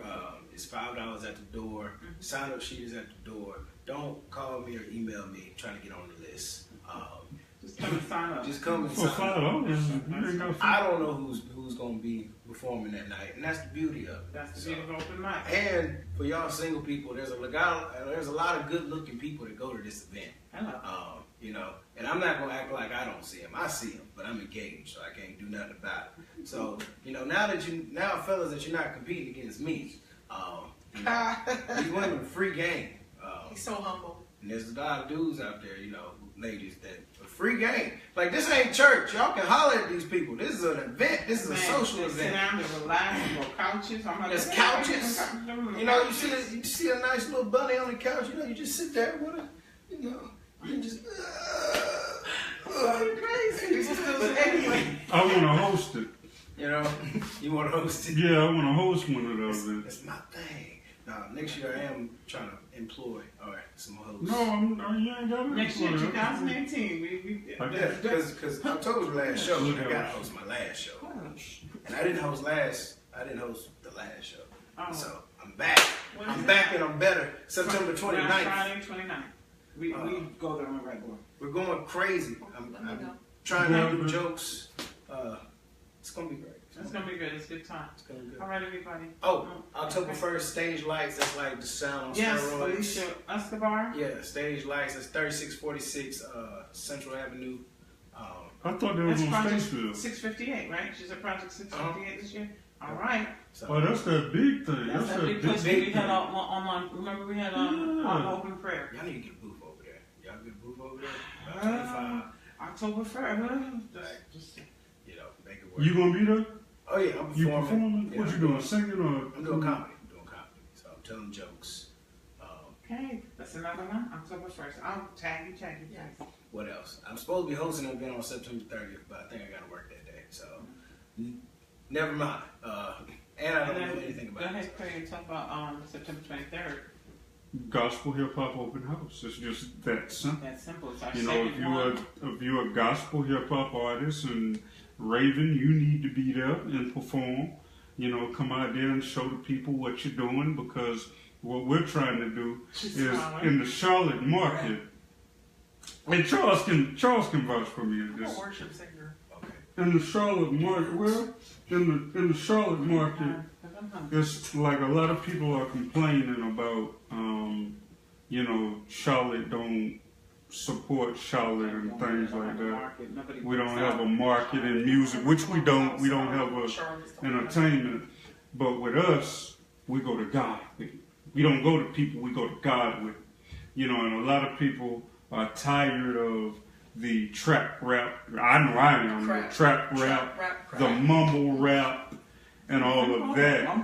So maybe, they call it mumble rap now. Mumble rap.